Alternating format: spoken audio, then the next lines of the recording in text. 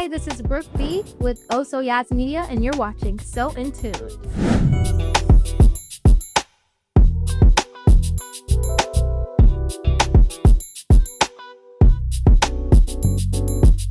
What's up, everyone? This is Yaz with Also Yaz Media, and welcome to So In Tune. This is the very first episode, and I'm super excited. And as you guys can see, I have a very special guest. This is Brook B. Honestly, baby, you and me could have been something more, but we couldn't agree. I'm so glad to have you here. This is the very first episode, so I am really excited, and I knew that you'll be the perfect first guest. Thank you so much for having me. I'm super proud of you. Of course, thank you. I'm proud of you. So I think the last time we were talking about it before, the last time I seen you was actually the first time I met you, and she was such a light, guys, and we were like talking to her on social media. So that is how this came about. I just want to say that I've been seeing you do your thing. You've been doing it. You have been working with a lot of people. You've been creating. You've been on different creative projects as well. You've worked with AJ Clean. You've worked with Andre Day. You also were featured on a song with the late Big Pokey. Like, we're gonna have to get into that, dog. I have to get into that. So, as of right now, how has 2025 been treating you so far regarding your musical projects and your creative endeavors? 2025 has been interesting so far. I do know that I've always wanted to love music, so I'm really focusing on that. Like, I'm just getting all my ideas together, and I would like to drop something around the summertime. So I reckon if you're in London, vibing on that, so it's gonna be great. Can you let everyone know, how was it for you within your musical journey? And how has that been, and when did you start? So my musical journey has been a journey, a real tough journey. Like, I started really young singing, and I knew I wanted to be a singer when I grew up. Like, I was singing in church. I've been singing since I could talk. And when I got old enough, I started to do shows and just put myself out there. And I was kind of just doing it on my own. Like, I don't have a team or a manager. My mom was my manager, but it was a lot. Like, you just kind of have to figure it out by yourself. Like, it's hard to get in certain rooms with people. So, and I'm gonna ask her. So I kind of did I did what I had to do, and just I had to build myself up. And you just have to encourage yourself. So it was a whole lot of encouraging myself to keep being where I am and being in all these dope rooms. So yeah. So being in the city of Houston, how has this city helped you mold as an artist? So I would say you have to have tough skin being in Houston. And as I was saying, I had to figure out a lot of the things by myself, asking Google or just meeting some of my favorite people like Mona Leo, and just asking them some of the tough questions, like how should I, do what I got to do to get here. And they'll tell me the same thing I would tell anybody: just keep learning, and you just have to put yourself out there, because you're the only one who can, get yourself where you need to be. We just got to do that shit. I love that. And as we were talking about you, making your mark here, what would Brooke tell her younger self? And if you had 3 things, what would that be? I would tell little Brooke to continue to sing, never care about what anybody has to say, because I boo matters and my opinion matters. And what's the last thing I could tell myself? Yeah, never ever give up, because I don't need to think I knew that I would be doing all this cool stuff. Actually, I did think that. I just didn't know that it would all come. Everything happened a lot last year, so it came back. So you just gotta be ready. Be ready, little Brooke. I love that. And you do a lot of cool stuff outside of singing. You're an actress as well. So can you tell us a little bit about that? So, I do a lot of background acting, and it's really fun. I just always wanted to act, and then a way to put your foot in the door is doing background acting, because that's the easy way.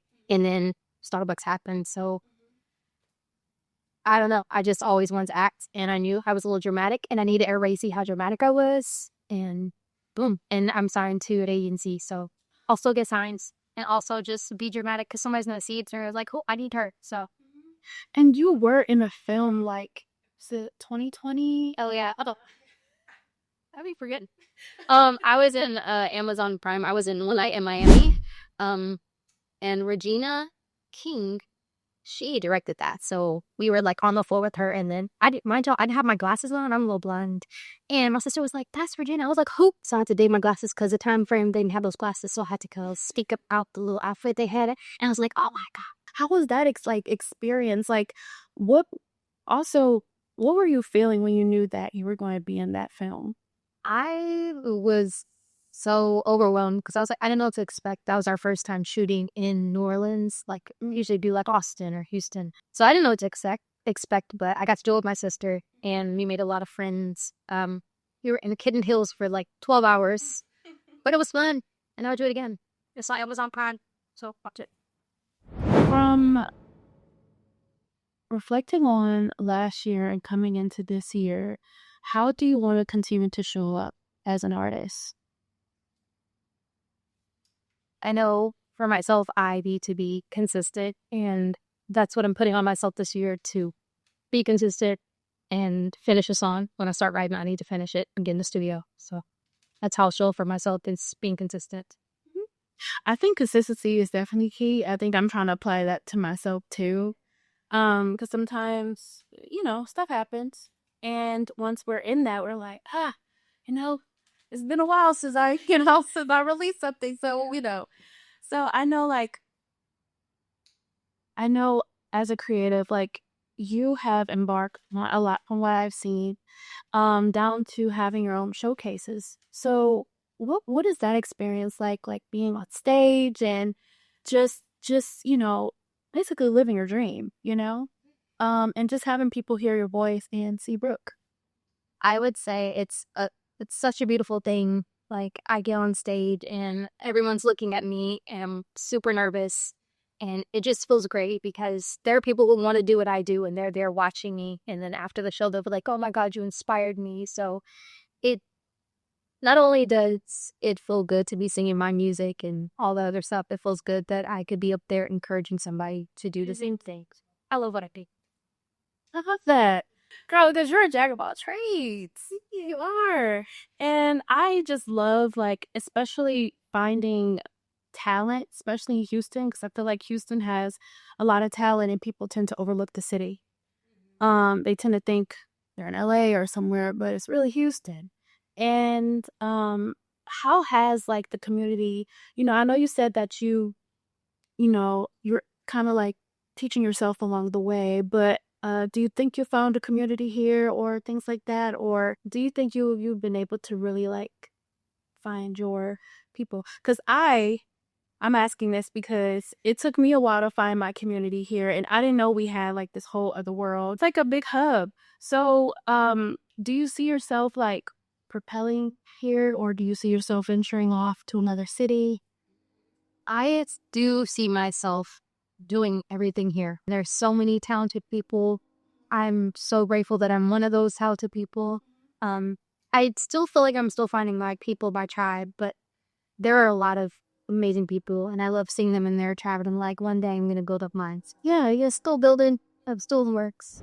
So another question I had for you, as we've been talking about your music and the whole entire process of being an artist. I've seen you had your biggest accomplishment when your song played on the radio. And also I know that you also write your own music as well. So how does that songwriting process look for you? My songwriting process is simple. Well, I guess to me it's simple. If I hear a really good beat, or if I just could be humming or whistling in the shower or anything, I will immediately get out the shower and go to my notes and get back in the shower. But I just have to be chill. Like I have a candle lit, some music playing, a notepad, some Ami. That literally sounds like the same I heard Victoria Monet say she's talked about how she needs that ambiance. She literally has a studio lit. I mean, but it's only lit with candles, so I love that. I feel like that's the way I could really start creating too. So you are in the R&B genre. And I just want to know who are some of your influences, because when I hear your music, it kind of gives me 90s, early 2000s, but it's still modern. What's a new one? I love her. I love Beyonce, obviously. Um, I love Whitney. Those are like top three. Oh, Victoria Monet, Joyce Wright. It's like go on and on, but those are my faves. My favorites. I am trying to like venture out to like pop and country and stuff because I feel like I could take over the world. Eat some pop. Hey, man, this was so funny because I was having this conversation yesterday with a friend, and I was saying how I feel like genres kind of hurt artists. And I was saying that because an artist could come out as like a pop singer, right? And then when they come out as a pop singer, and then they were like, no, I want to do a rock album now. They come out and people don't receive to it well.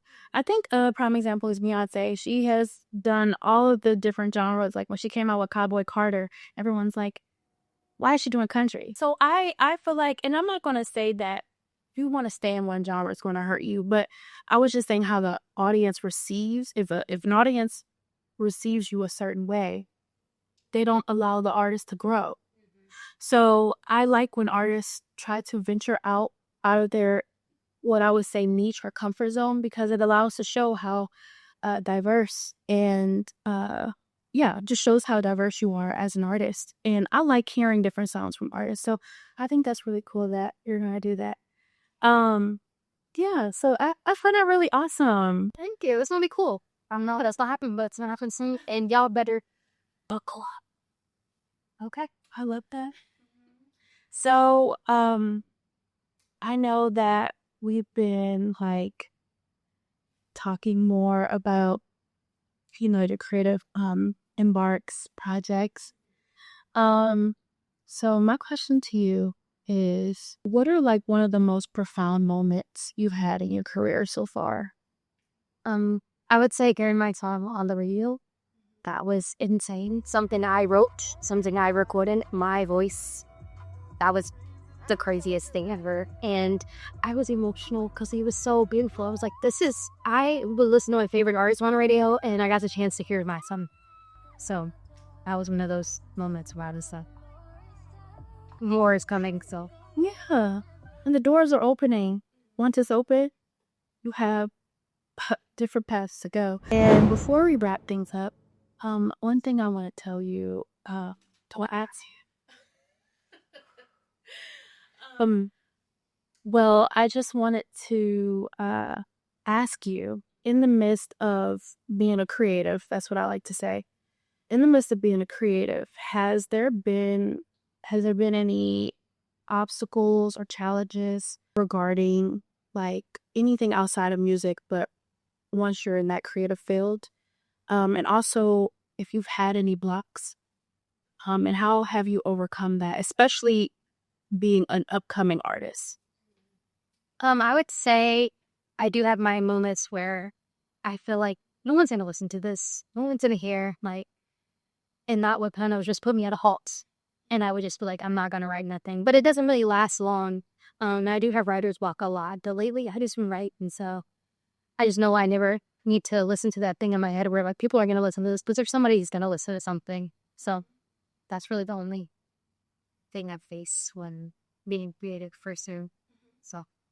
What about like if you were to have like getting creative blocks as a creative? That is the one thing that I kind of like try to combat sometimes. When you have that creative block, like you have that vision of what you want to do, but somehow it was just like, how can I execute this? Like, have you ever experienced that? Yes. I expect that would be happening. And I would say I just really need a solid team. Matter if I'm my team yet, and I'm just like, the way my mind works, it's so like I have these interesting ways of ideas.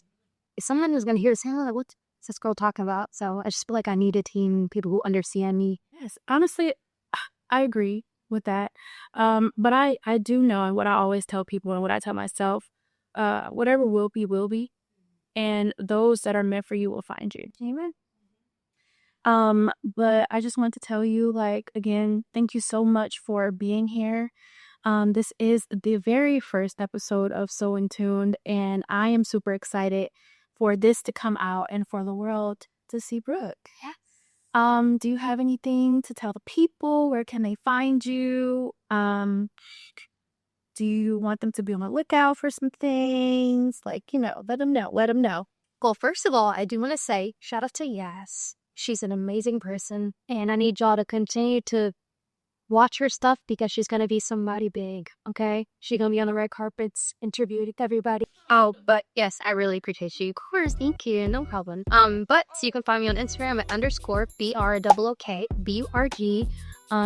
I will be dropping something in the summer, so just follow me and just be there for the visuals and the music. Thank you so much. You're such a light. You're going to do great things as well. I was just so happy to continue to see you do what you do. So I just want to say thank you to everyone for making this happen. I was really in my head about this, but I'm glad that I executed it. And yeah, thank you guys so much. And I, again, am so proud of you. Thank you for being the guest. And I can't wait to see your journey. Thank you. You're so sweet.